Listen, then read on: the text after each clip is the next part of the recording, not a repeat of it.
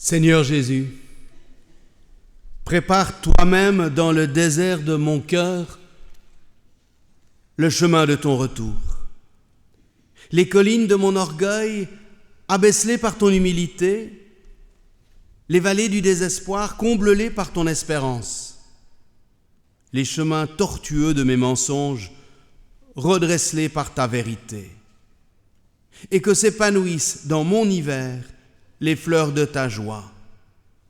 Alors je pourrai voir ta gloire et adorer ta présence dans le visage de celles et ceux que tu places sur ma route. Seigneur Jésus, toi qui te tiens à la porte, tu es si proche de moi, je te prie, donne-moi de te rencontrer. Amen.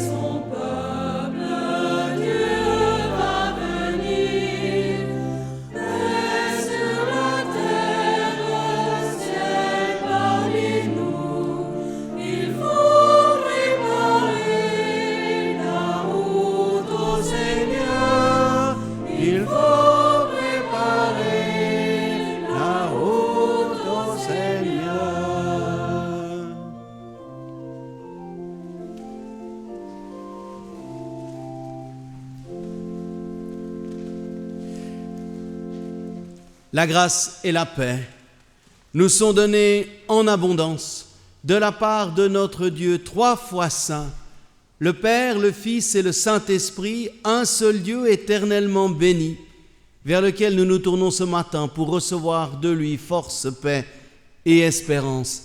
Amen. Bienvenue, bienvenue à chacune et chacun d'entre vous ce matin. Bienvenue à vous, nos fidèles paroissiennes et paroissiens, ici réunis dans ce temple de Malagnou. Bienvenue à vous qui êtes ici en visite ou peut-être pour la première fois. Soyez tout particulièrement accueillis dans cette maison de prière qui est la vôtre. Et bien sûr, bienvenue à vous toutes et tous qui nous rejoignez par l'entremise de la radio. Ce matin, tous ensemble, nous formons communauté et nous voulons louer le Seigneur en ce troisième dimanche de l'Avent. Nous poursuivons notre série de cultes. Avec mes collègues, nous nous sommes demandé quelles nouvelles nous avions besoin d'entendre en cette période. Nous sommes nombreux, en effet, à être un peu découragés, inquiets devant la marche du monde et fatigués d'entendre les mauvaises nouvelles. Alors, quelles nouvelles pour les personnes qui ne veulent plus entendre les nouvelles? Quelles bonnes nouvelles l'Évangile peut-il nous offrir? Mais avant de réfléchir à tout cela, je vous invite à entrer dans la prière.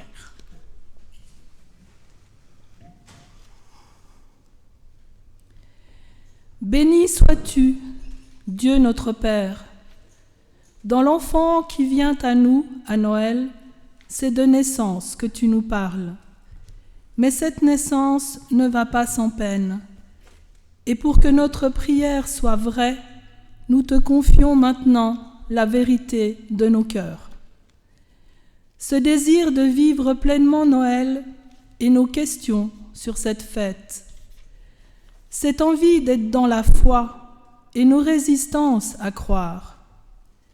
Cette faim de sens et nos révoltes face au non-sens.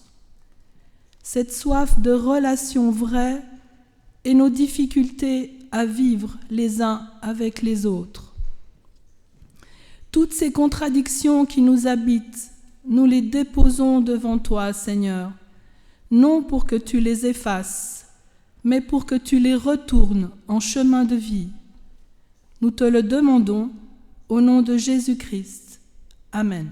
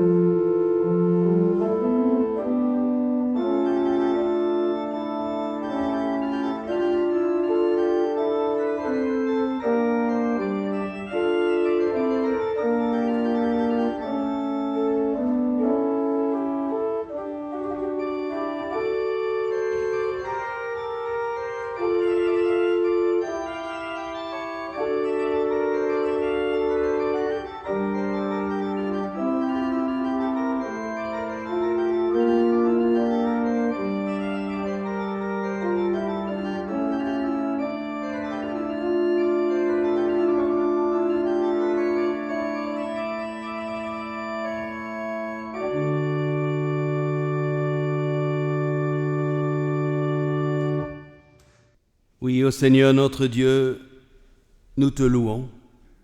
Nous te louons parce que toujours et encore tu nous rejoins, tu nous aimes, nous relèves, nous pardonnes. Parce qu'à Noël, avec la naissance de ton Fils, tu viens partager notre humanité dans toute sa complexité.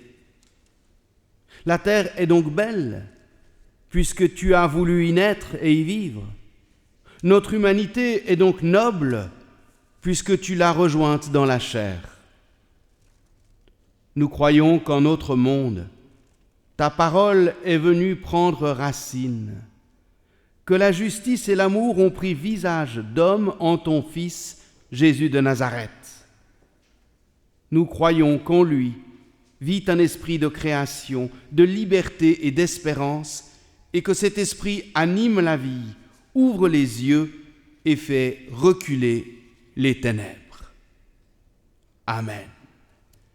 Ah, si le ciel se déchirait, si jusqu'à nous tu descendais, je veux inviter à vous lever pour prendre le cantique à la page 319.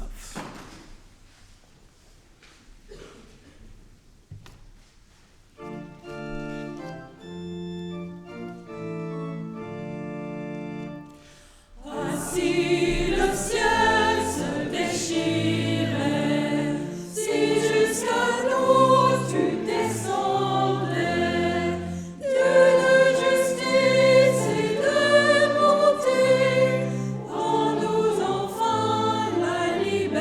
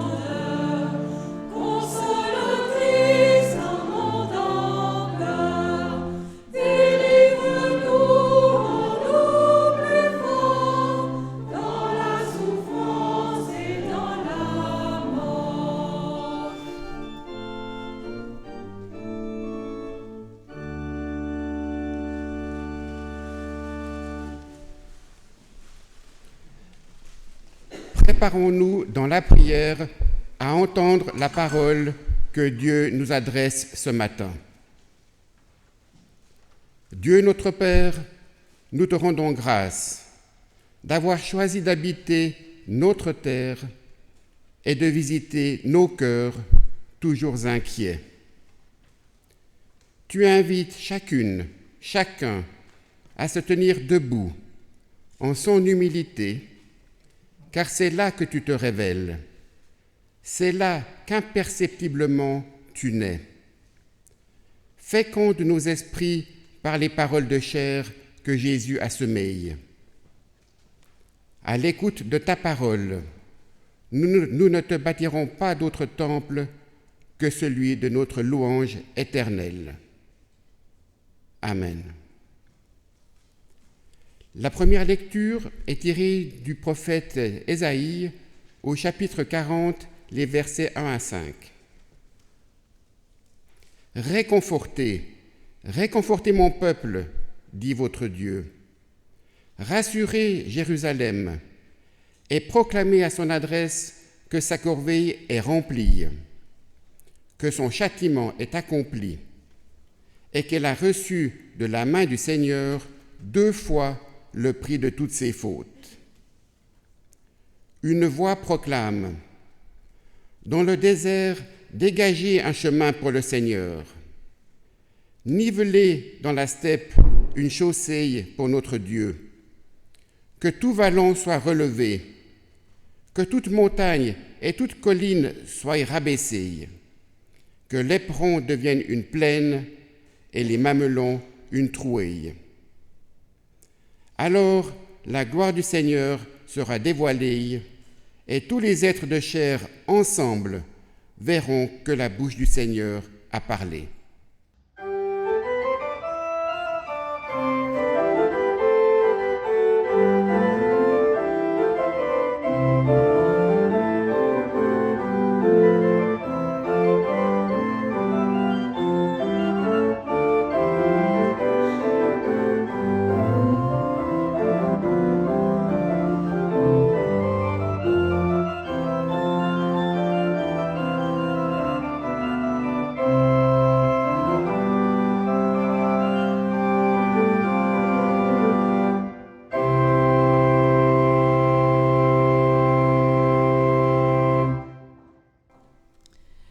Nous poursuivons nos lectures avec un passage tiré du chapitre 3 de l'Évangile de Jésus-Christ selon Matthieu.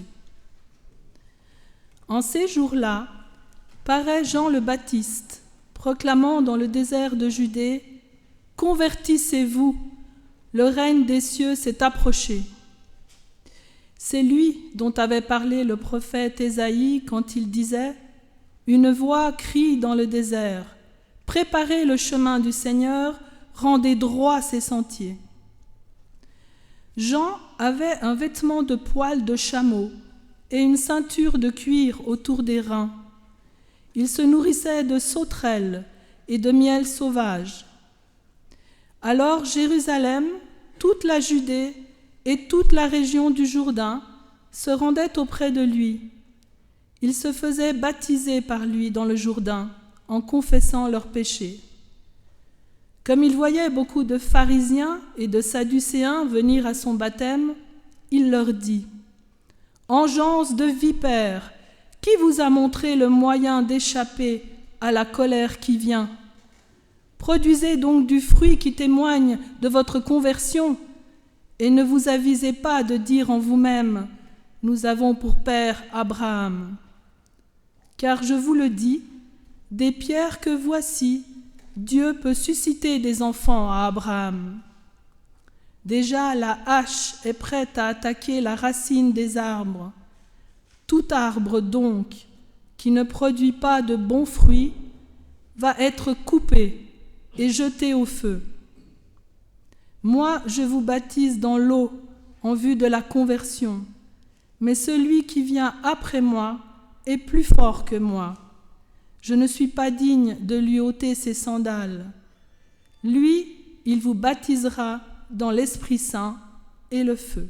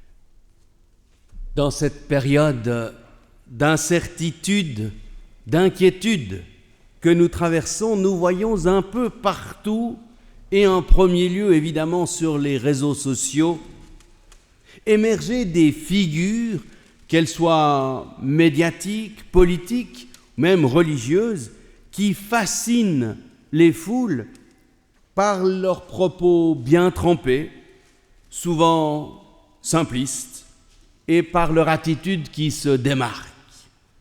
Ils attirent à eux une foule un peu perdue en quête de repères. Cela peut certes apporter du réconfort, une forme de sécurité, mais cela peut aussi entraîner parfois des dérives par la fascination qu'exercent ces personnes, ces influenceurs, ces influenceuses.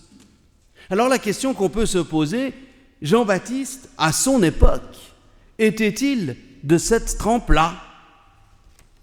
La réponse est évidemment partagée, oui et non. Oui, car son caractère fort, sa manière de vivre solitaire et ascétique, un peu étrange. Il se nourrit de sauterelles et de miel sauvage, il est vêtu d'un habit de poil de chameau, évidemment renforce la fascination de la foule. Mais non parce que Jean-Baptiste n'attire pas la foule à lui, même si c'est lui qu'elle vient voir. Jean-Baptiste ne fait que préparer le terrain. Il est l'homme de l'attente, de la préparation, et en ce sens, il est très symptomatique de cette période de l'Avent que nous vivons. Jean-Baptiste est effectivement un personnage pour le moins étrange. Cousin et contemporain de Jésus, il se met à proclamer dans le désert après une longue période de vie dont on ignore absolument tout. Mais pourtant, son influence va être très vite marquante, importante. Et sa relation avec Jésus n'est pas du reste sans une certaine ambiguïté. Mais comme lui, il finira martyr. Au départ, Jean-Baptiste ne cherche pas la publicité, puisque précisément il se retire tout seul dans le désert, loin de la foule. Mais il devient, un peu malgré lui, une sorte de phénomène dont tout le monde parle et surtout que tout le monde veut aller voir et écouter. Toute la Judée et toute la région du Jourdain se rendaient auprès de lui, nous dit Matthieu, et cela devait en faire du monde, et forcément une population mélangée, bigarrée, faite de croyants convaincus. On nous parle des pharisiens et des sadducéens, mais aussi de personnes probablement en recherche, et peut-être aussi de simples curieux ou de gens de passage. Un peu peut-être comme notre assemblée ce matin. Mais pour tous, indépendamment de leur origine ou de leur parcours de foi, Jean a la même parole. Convertissez-vous. Il insiste plus loin. Produisez du fruit qui témoigne de votre conversion. Une conversion qu'il encourage avec le baptême qu'il offre dans le Jourdain. Une conversion qui doit pleinement s'accomplir dans la reconnaissance de Jésus qui vient et dont il ne fait que préparer le chemin. Mais cet appel à la conversion a dû en surprendre plus d'un parmi ses auditeurs. Imaginez tous ces bons croyants qui se considéraient comme des croyants accomplis. Comment pouvaient-ils se convertir, eux qui depuis des décennies déjà se comportaient comme des juifs pieux, pratiquants, allant au temple et respectant la loi? La conversion ne pouvait forcément ne concerner que les autres. Et pour nous qui sommes ici rassemblés dans ce temple, ou nous qui écoutons fidèlement le culte à la radio dimanche après dimanche, comment entendre cet appel à la conversion? Est-il destiné aux non-croyants? En quoi peut-il aussi me concerner?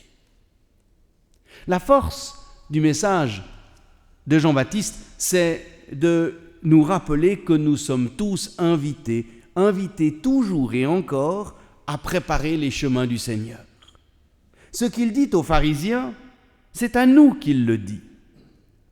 Plus vous êtes croyants, plus vous avez besoin de vous convertir, afin de ne pas vous assoupir spirituellement.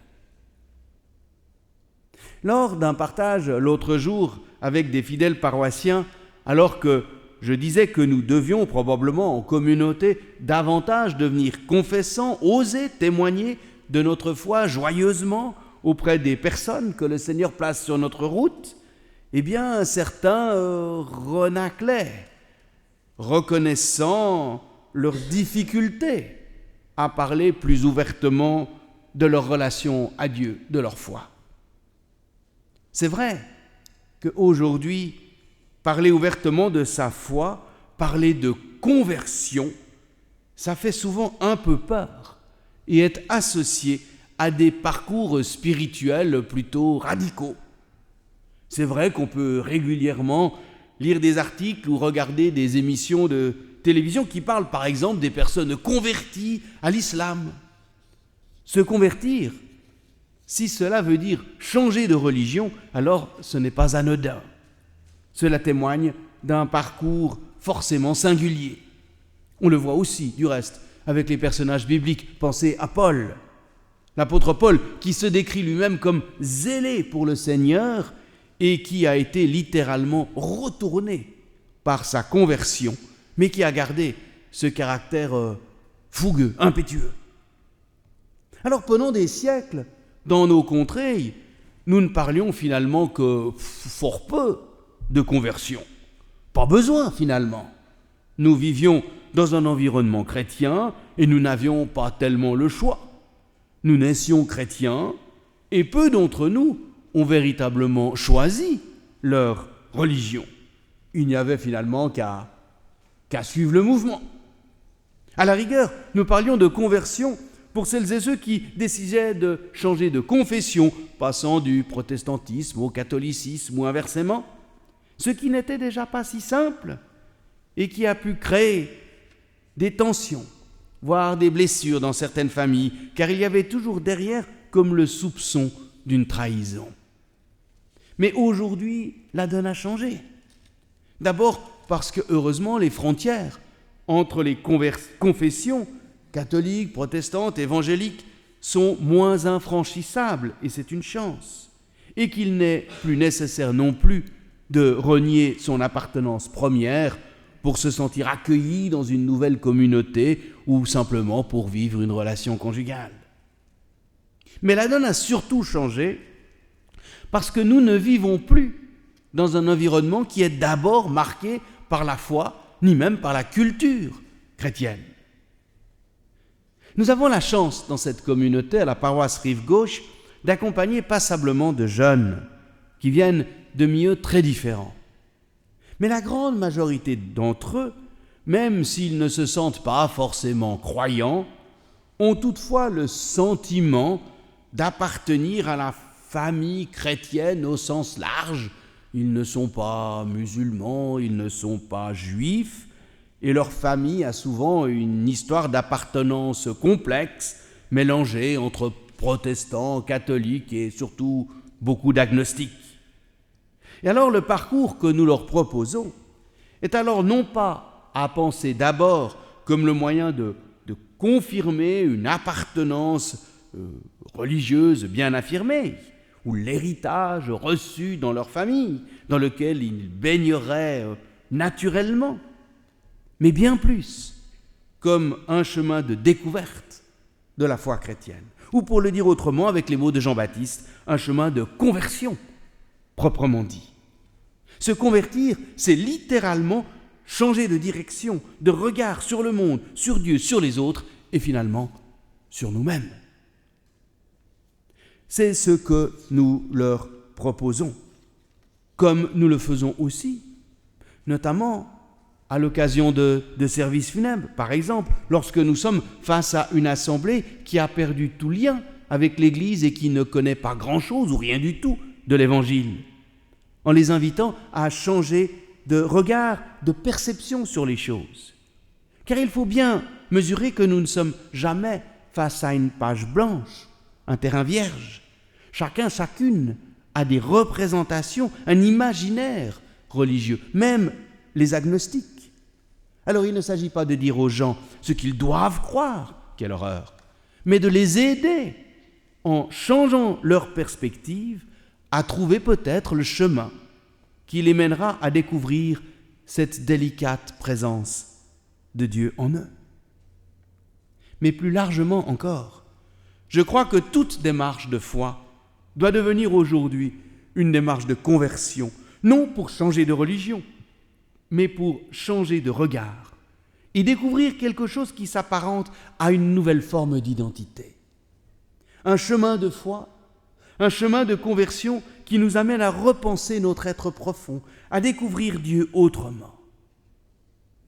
Si vous êtes là ce matin pour la première fois ou en visite, si vous nous écoutez à la radio un peu par hasard, peut-être avez-vous de la chance, car votre regard sera en fait plus neuf que le nôtre, nous qui venons régulièrement au culte.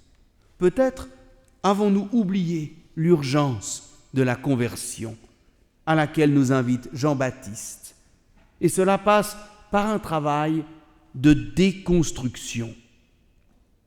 Jean-Baptiste annonce la radicale nouveauté de celui dont il prépare le venu. Les schémas de perception du religieux ne peuvent plus s'appliquer.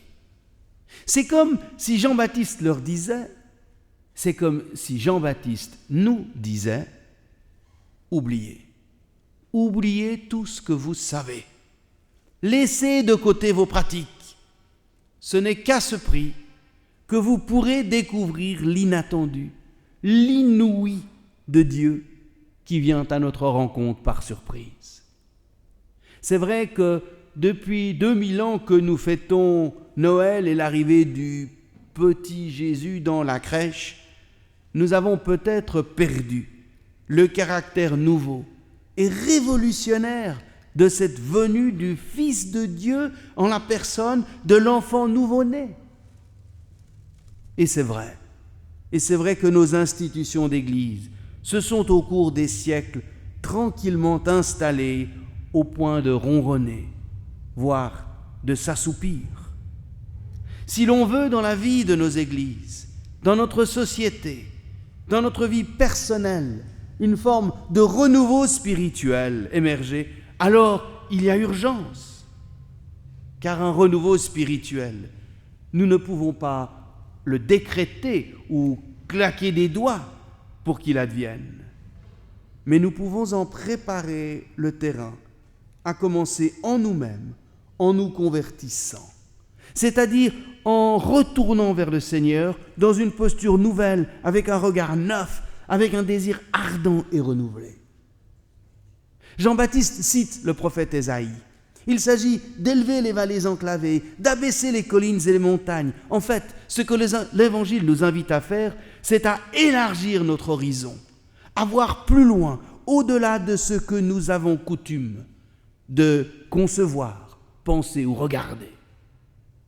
Souvent, quand on parle de conversion, on imagine spontanément une forme de rétrécissement.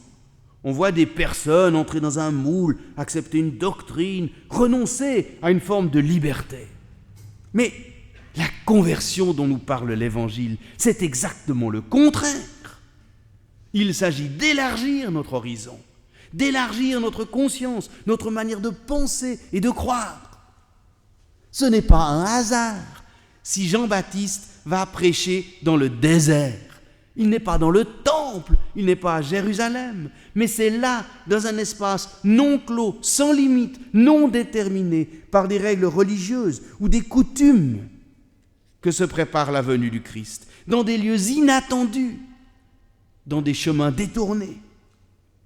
Et ce chemin de la rencontre, il va dans les deux sens, Dieu vient à nous, c'est là le cœur, l'essence même du message de Noël. Mais nous qui cherchons sa présence, nous devons aussi constamment préparer, entretenir ce chemin, le nettoyer des ronces qui viennent si vite l'obstruer si nous n'y prenons garde, le dégager de tout ce qui l'encombre et limite notre horizon. En fait, simplement revenir à l'essentiel, redécouvrir les principes fondamentaux, le cœur de l'Évangile. Il vient nous aimer.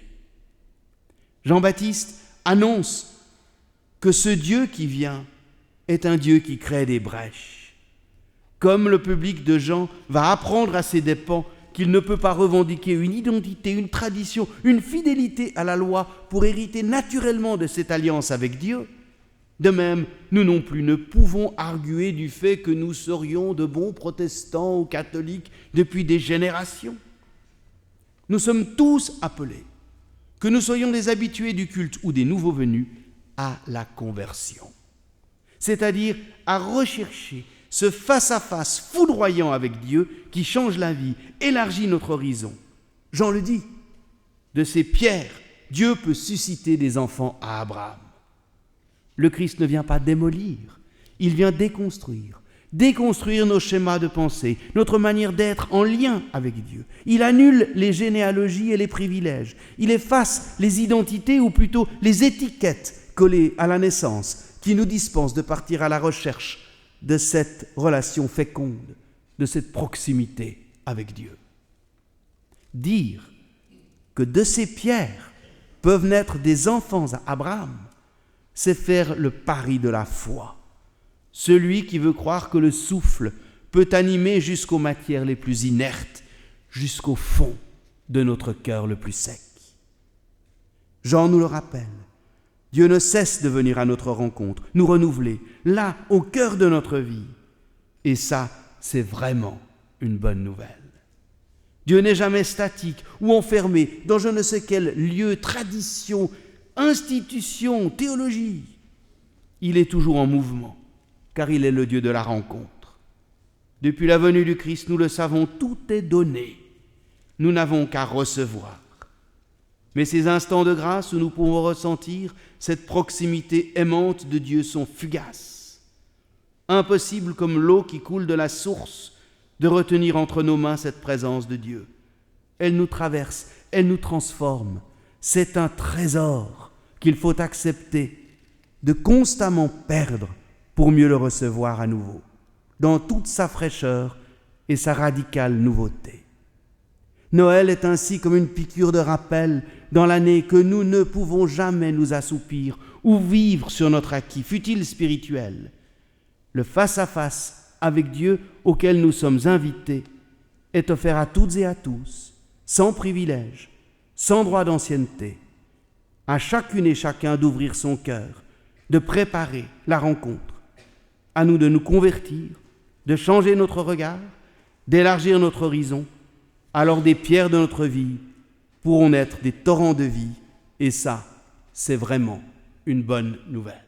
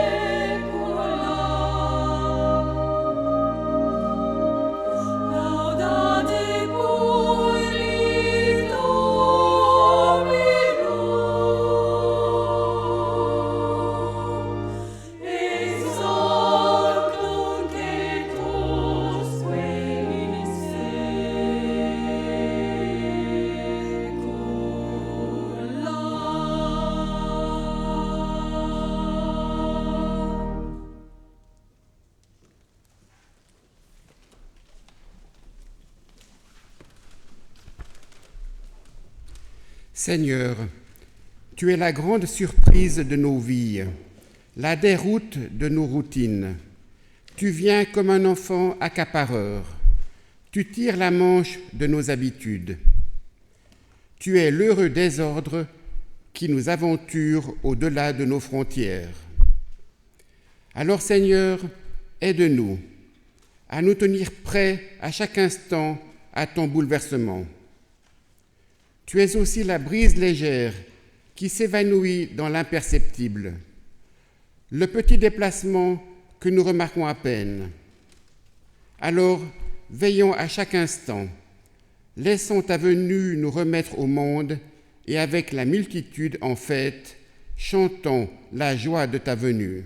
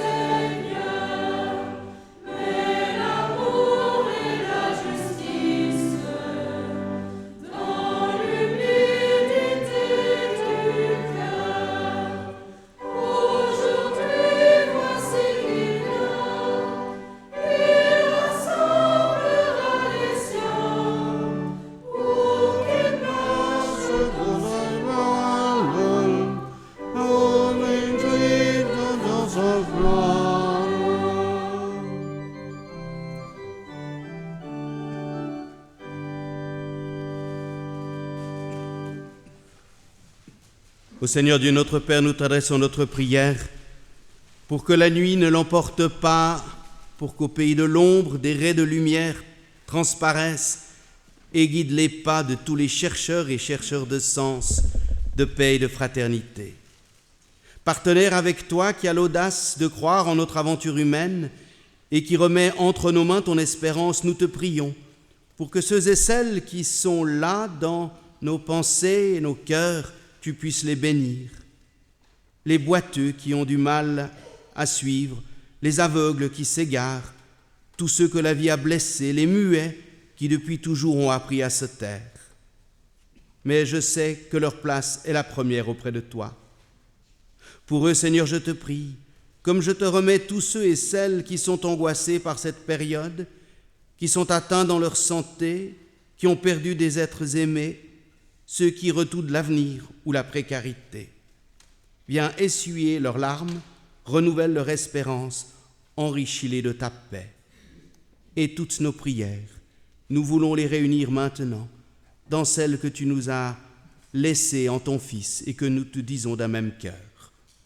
Notre Père qui es aux cieux, que ton nom soit sanctifié, que ton règne vienne, que ta volonté soit faite sur la terre comme au ciel. Donne-nous aujourd'hui notre pain de ce jour. Pardonne-nous nos offenses, comme nous pardonnons aussi à ceux qui nous ont offensés, et ne nous laisse pas entrer en tentation, mais délivre-nous du mal, car c'est à toi qu'appartiennent le règne, la puissance et la gloire, au siècle des siècles. Amen. Le Seigneur Jésus, dans la nuit où il fut livré, prit du pain, et après avoir rendu grâce, il le rompit et le donna à ses disciples en disant « Prenez, mangez, ceci est mon corps donné pour vous, faites cela en mémoire de moi. » De même, après le repas, Jésus prit la coupe et après avoir rendu grâce, il la leur donna en disant « Buvez-en tous, ceci est mon sang, le sang de l'alliance nouvelle, versé pour la multitude, pour le pardon des péchés. Faites cela en mémoire de moi toutes les fois que vous en boirez. » Le pain que nous rompons est communion au corps de notre Seigneur Jésus-Christ, qui a été rompu pour nous offrir la vie en partage. La coupe de bénédiction pour laquelle nous rendons grâce est communion au sang de notre Seigneur Jésus-Christ, le sang de l'alliance nouvelle et éternelle, versé pour la multitude. Ô Seigneur,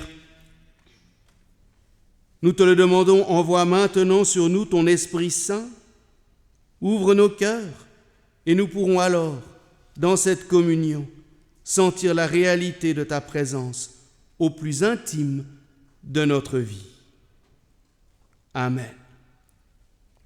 Et puisque les auditeurs et les auditrices vont dans un instant nous quitter, alors que nous nous avancerons pour recevoir la Sainte Seine, puissiez-vous, d'ores et déjà, recevoir la bénédiction de notre Seigneur. Longuement préparé, attendu, voici que s'accomplit l'incroyable promesse. On avait tout imaginé, mais la promesse naît. La promesse se fait chair.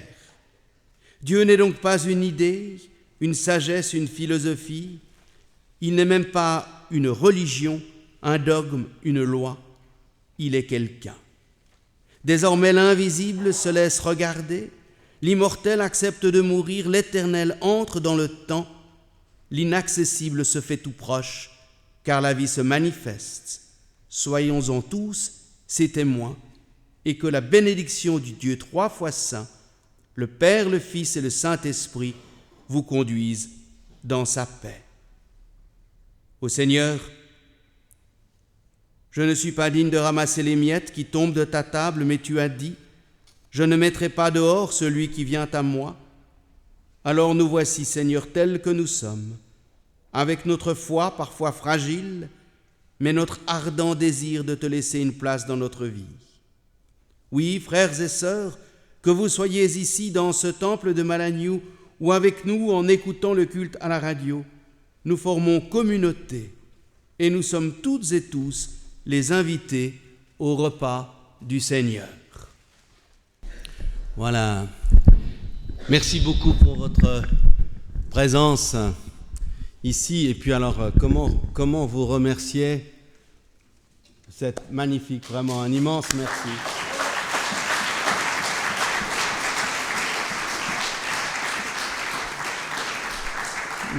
Vous faites quoi dimanche prochain?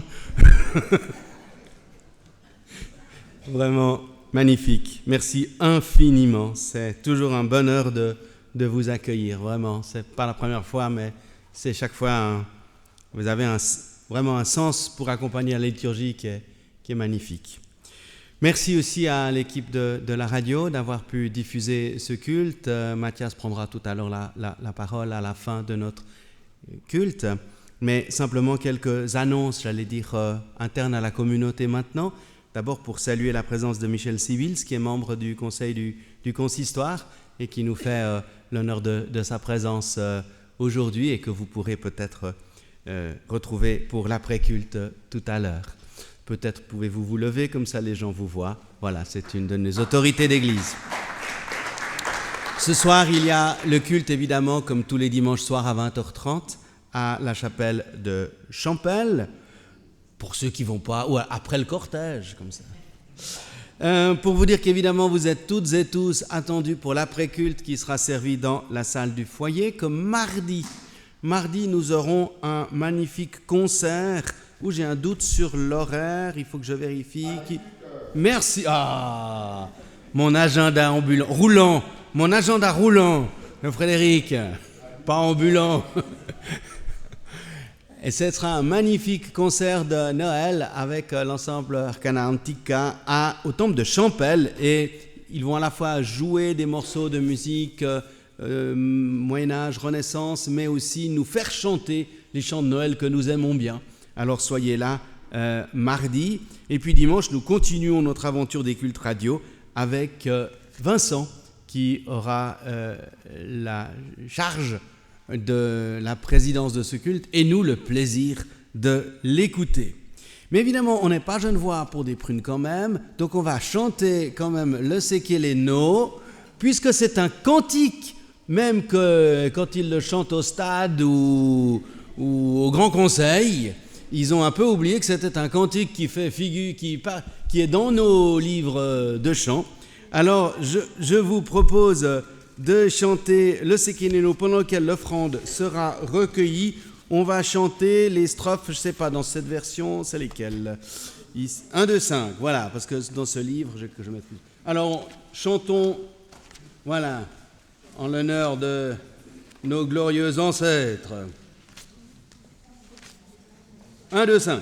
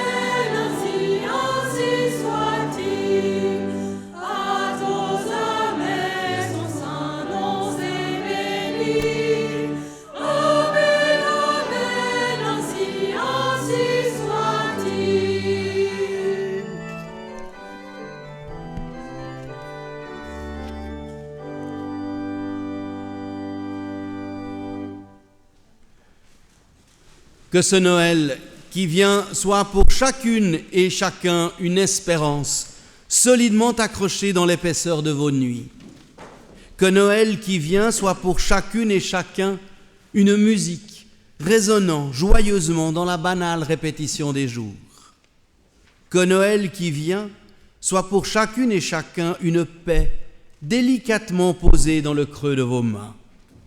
Et lorsque votre existence passera par les rudes chemins qui écorchent, que l'enfant de Noël pose en vous sa fidèle tendresse et son pardon offert à jamais. Amen. Mathias, avant la bénédiction et le dernier morceau, est-ce que tu veux dire quelque chose à l'Assemblée? Comme ça, on terminera par la musique plutôt que par des paroles. Alors, simplement, merci beaucoup de nous avoir accueillis encore ce dimanche avec la radio. C'était un très beau culte. Merci à Emmanuel, au cœur et à vous tous et toutes.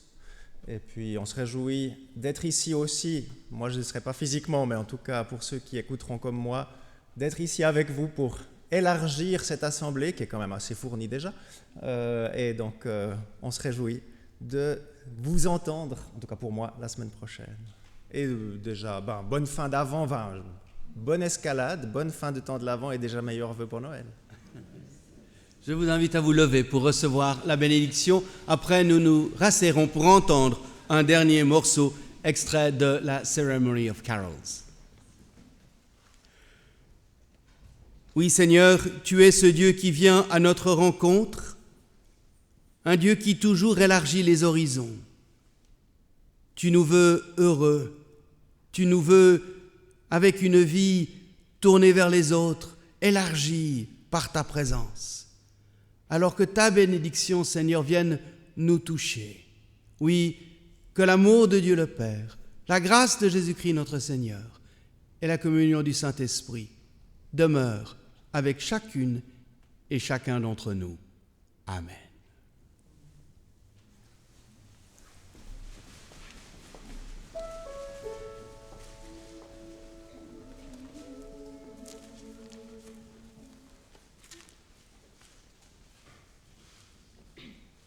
Welcome,